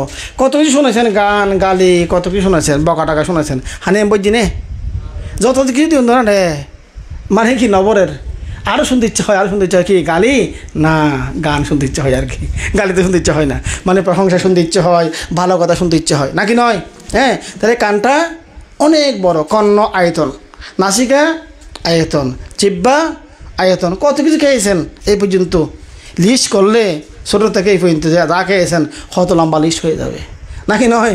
মনেও নাই কী খেয়েছেন, মনে খালকে গিয়েছে এটা উপরে গেছেন, কিন্তু মনে নাই, কিন্তু সব খেয়েছেন। তাহলে এই জিহ্বার মধ্যে এত স্বাদ বিস্বাদ সবগুলো এখানে অতম হয়ে গেছে, ঢুকে গেছে। তাহলে জিহ্বাটা অনেক বড় আয়তন। তারপর হচ্ছে কি কায় আয়তন, মানে পুরো শরীরটা হচ্ছে কি কায় আয়তন। তারপর হচ্ছে কি মন আয়তন। মন কি আয়তন। কত কিছু চিন্তা করেছেন, কত ভাবনা কল্পনা করেছেন, কত কিছু মানে স্বপ্ন দেখেছেন, তারপরও স্বপ্ন দেখা চলে আসে। এই মন আয়তনটা কখনো ভরে না, ভরে না, তৃষ্ণাতে মিটতেছে না। তাহলে চক্ষু, কর্ণ, নাসিকা, জিহ্বা, কায়, মন। তাহলে এখানে ছবি দেখেন, চক্ষু আয়তন, কর্ণ আয়তন, নাসিকা আয়তন, জিহ্বা আয়তন, কায় আয়তন, মানে কি পুরা দেহটা কায় আয়তন। এটা ভিতরে বাইরে সব দিকে, হ্যাঁ, ভিতরের আর বাইরের কায় আয়তন। তা হচ্ছে মন আয়তন হচ্ছে কি হৃৎপিণ্ড একটা ছবি দিয়েছে আমরা মন আয়তনটাকে বোঝার জন্য। মনকে চোখে দেখা যায় না, কিন্তু মনটা কোথায় থাকে বুদ্ধ বলেছেন হৃদয় গুহায় চিত্তের অবস্থান। চিত্তের অবস্থান কোথায়? হৃদয় গুহায়। হ্যাঁ, আমরা যখন ভয় পাই আমাদের কোথায় খারাপ লাগে? প্রথম বুকে খারাপ লাগে, নাকি নয়? আপনি যখন হঠাৎ করে একটা কিছু দেখে ভয় পেয়ে যান, বুকের মধ্যে একটা কম্পন শুরু হয়ে যায়, হার্টবিটটা বেড়ে যাবে, এবং এখানে বুকের মধ্যে একটা শূন্যতা লাগে, কীরকম একটা অনুভূতি হয়। এটা যে হৃৎপিণ্ডের মধ্যে চিত্তের অবস্থা, এটা বোঝা যায়, যে এই ফিলিংসই বোঝা যায়। সেজন্য আমরা হৃৎপিণ্ডের ছবিটা এখানে দিয়েছি। তাহলে এখন আমরা কীভাবে ধ্যান করব? সরায়তনে ধ্যান করব। আপনি এটা কায় আয়তন, মাঝখানে কি কায় আয়তন, নিঃশ্বাস প্রশ্বাসটা হচ্ছে কি কায় আয়তন। এটা নাকের এখানে বাতাস ঢুকতেছে না, বাইরে হচ্ছে না, এটা হচ্ছে কায় আয়তন। তা আপনারা প্রশ্ন করতে পারেন, বানতে আপনি এখানে দিয়েছেন যে কি নাসিকা আয়তন, নাকের ছবি এখানে দিয়েছেন, আবার নিঃশ্বাস প্রশ্বাস থেকে বলতেছেন কায় আয়তন, এটা কীভাবে হলো? তো নাসিকা আয়তন হচ্ছে কোনটা? সুঘ্রাণ দুর্ঘ্রাণ, সুগন্ধ দুর্গন্ধ বোঝা, ওইটা হচ্ছে নাসিকা আয়তন। কিন্তু ঠান্ডা গরম এটা বোঝা, শক্ত নরম, ঠান্ডা গরম, প্রেশার, স্পিড, ওগুলো যে উপলব্ধি করে, এটা হচ্ছে কায় আয়তন, মানে শরীরের উপলব্ধির বিষয়, এটা কায় আয়তন বলা হয়। তো আমরা নিঃশ্বাস প্রশ্বাসের মধ্যে মনটা রাখবো, চোখ বন্ধ করে ধ্যান করতে করতে মনে করেন কি ঠাং ঠাং ঠাং আওয়াজ শুরু হয়ে গেছে, তখন কি ওইদিকে মনোযোগটা, ওইখানে মনোযোগটা নিয়ে যাবেন। এখান থেকে মনোযোগ নিয়ে এখানে কি মনোযোগটা রাখবেন তখন কানের মধ্যে, যে কানের আওয়াজটা আর নাই, তখন কি আবারও কোথায় সেন্টারে চলে যাবেন নিঃশ্বাস প্রশ্বাসে। এভাবে করতে করতে মনে করেন আপনার নিঃশ্বাস প্রশ্বাস ধ্যান করতেছেন, আপনি শ্বাস মানে ঢুকতেছে, ঠান্ডা গরম লাগতেছে, উপলব্ধি করতেছেন, হঠাৎ করে একটা দুর্গন্ধ চলে আসছে বা সুগন্ধ চলে আসতেছে, বা কোনো পারফিউম গন্ধ, ফুলের গন্ধ আসছে, তখন আপনি ওই গন্ধের মধ্যে মনোযোগটা দিতে হবে। গন্ধ যখন চলে গেছে, পাচ্ছেন না, আবারও কি নিঃশ্বাস প্রশ্বাসে খেয়াল রাখবেন। এভাবে কথা তো মনে করেন আপনার থেকে জিহ্বার মধ্যে আপনাদের একটা ডেক উঠে গেছে ধ্যান কথা হতে, জিহ্বার মধ্যে একটা নুনসা ভাব চলে আসছে, ওখানে মনোযোগটা দিতে হবে। না পারলে আবারও কি নিঃশ্বাস প্রশ্বাস থাকবেন। এবার কথা হতে আপনার শরীরের মধ্যে ব্যথা বেদনা আসছে, কী আসছে? ব্যথা বেদনাগুলো আসছে, তখন নিঃশ্বাসের মনোযোগ বন্ধ রেখে আপনি ওই ব্যথার মধ্যে চলে যাবেন, যেখানে ব্যথা আছে ওখানে মনোযোগটা দিয়ে ওকিটা কীরকম হচ্ছে এটা দেখবেন, উপলব্ধি করবেন। হ্যাঁ, এখানে ধ্যানটা করতে হবে। আর মনের ক্ষেত্রে হচ্ছে কি আপনি নিঃশ্বাস প্রশ্বাস ধ্যান করতেছেন, আপনি হঠাৎ করে কল্পনায় চলে গেছেন, হ্যাঁ এই করবেন, সে করবেন, এই খাবেন, সে খাবেন, এখান থেকে গিয়ে এখানে যাবেন, ভাবের মধ্যে পড়ে গেছেন। আপনি তখন ওমা এটা তো ভাব না, কল্পনা করে দিয়ে না, ইন্ডিয়ান না, যখন ওটাকে জানবেন যে এটা কল্পনা, তখন এটা বন্ধ হয়ে আপনার মনোযোগ আবারও কোথায় নিয়ে আসবেন? নিঃশ্বাসের মধ্যে নিয়ে আসতে হবে। হ্যাঁ, তো আমাদের মূল সেন্টার হচ্ছে কি নিঃশ্বাস প্রশ্বাস। যখন পাবো তখন খাবো, না পাইলে কি ওয়াশ বসে থাকবো। ঠিক আছে, আমাদের মাকড়সা কী করে? মাঝখানে বসে থাকে, পাইলে খাই, না পাইলে ওয়াশ বসে থাকে, উপোস বসে থাকে। তো আমরাও কি নিঃশ্বাস প্রশ্বাসে বসে থাকবো, খেয়াল রাখবো। যদি বাইরে কোনো কিছু পাই, আওয়াজ আসে, কোনো সুগন্ধ দুর্গন্ধ আসে, কিছু আসে, ওখানে আমরা মনোযোগ দেবো, ধ্যান করবো। না পাইলে আবার আমাদের মূল সেন্টারে থাকবো। এটাকে বলা হয় মাকড়সা উপমায় সরা আয়তন স্মৃতিসচ্চা। মাকড়সা কি উপমায়, মাকড়সা জাল উপমায়, এটা আমরা সরা আয়তন স্মৃতিসচ্চাটা ব্যাখ্যা করলাম। ঠিক আছে, তাহলে আপনারা কীভাবে ধ্যান করবেন? বসে ধ্যান করবেন, হাঁটে হাঁটে ধ্যান করবেন, তারপর হচ্ছে কি চংক্রমণ ধ্যান, শুয়ে ধ্যান। আমরা রাত্রে দেশনার সময় চংক্রমণটা বুঝাবো। এখন আমরা আমাদের দেশনাটা শেষ করব। এই যেভাবে আপনাদেরকে এখানে শেখানো হচ্ছে ওগুলো করবেন। চংক্রমণটা কীভাবে করবে এটা আমরা রাত্রে দেখাবো। এগুলো চংক্রমণের দেশনা, তারপর হচ্ছে চংক্রমণের দেশনা আরও আছে, এগুলো রাত্রে আমরা ভেঙে ভেঙে ব্যাখ্যা করব। চংক্রমণটা আপাতত একটা ধারণা দিয়ে রাখতেছি, এমনি একটু করে দেখাই। তাহলে আমরা যেটা বলছি যে বসাটা কীভাবে বসবেনটা খেয়াল রেখে ধ্যানটা করতে হবে। তারপর হচ্ছে ইজ্জাপটটা 4টাতে আমরা ধ্যানটা করব। আর শোয়াটা শুধুমাত্র রাত্রে শুলে তখন, আর দাঁড়ানোটা কোনো কিছুর জন্য ওয়েটিং করতে হলে তখন। আর চংক্রমণটা 1 ঘন্টা চংক্রমণ, 1 ঘন্টা বসে যান, এভাবে করতে হবে। এভাবে আপনারা করে যাবেন। এবং এটার উদ্দেশ্য হচ্ছে আমাদের চিত্তটাকে কী করা? সংযম করা, চিত্তকে পবিত্র করা, বিক্ষিপ্ত যাতে চিত্ত না হয়, চিত্তের মধ্যে যে মলগুলো আছে, ময়লাগুলো আছে, ওগুলো শুদ্ধ করার জন্য আমাদের এই ধ্যানটা করতে হচ্ছে। এবং এই ধ্যান করতে পারলে কি হবে, জন্মান্তরে ডিহর জন্য যেগুলো পাপ হয়ে গেছে, কর্ম হয়ে গেছে, ওগুলোকে ধ্বংস করতে পারবেন এই ধ্যানের মাধ্যমে। ধ্যান ছাড়া আর কোনো বিকল্প পথ নাই কর্ম ধ্বংস করার জন্য। একমাত্র ধ্যানই হচ্ছে কি কর্মগুলো ক্ষয় করার জন্য পথ। সেজন্য কষ্ট হচ্ছে, ধ্যান করতে হলে কষ্ট হচ্ছে না? কারণ কষ্ট কেন হচ্ছে? কারণ এগুলো আপনি বিশাল পাপের পাহাড় যে ধ্বংস করে ফেলবেন, আপনাকে কষ্ট করতে হবে। তো কষ্ট ছাড়া তো আর সম্ভব না। সেজন্য এই কষ্টটা করতে পারলে আপনি যদি পাপের পাহাড় ধ্বংস করতে পারেন, আপনাকে যেগুলো প্রাণী হত্যার কর্মফল নরকে আর নিতে পারবে না। চুরি কর্মফল, ব্যভিচারী কর্মফল, মিথ্যা কথার কর্মফল, মদ গাঁজার কর্মফলগুলো আপনাকে চারিয়ে পাইয়ে দুঃখ দিতে পারবে না। নরক প্রেত ঐতিহ্য লোকে ঘুরাতে পারবে না, কষ্ট দিতে পারবে না। আপনি অনেক শান্তির একটা দিকে ধাবিত হবেন। মানব লোকে, দেবলোকে ঘুরতে ঘুরতে আপনি নির্বাণের দিকে ধাবিত হয়ে যাবেন। তাহলে সেজন্য এই পথ আমাদের লাগবে, এই ধ্যান বিদর্শনটা। তো আপনারা যেভাবে শিখিয়ে দিচ্ছে সেভাবে ধ্যান করবেন। প্রত্যেকের চক্ষু ধর্মজ্ঞান উৎপন্ন হোক, নির্বাণ লাভের হেতু হোক। প্রত্যেকের প্রতি মৈত্রী আশীর্বাদ পুনর্দান করছি। 3বার সাধুবাদ দিয়ে পুণ্যবোধন করুন।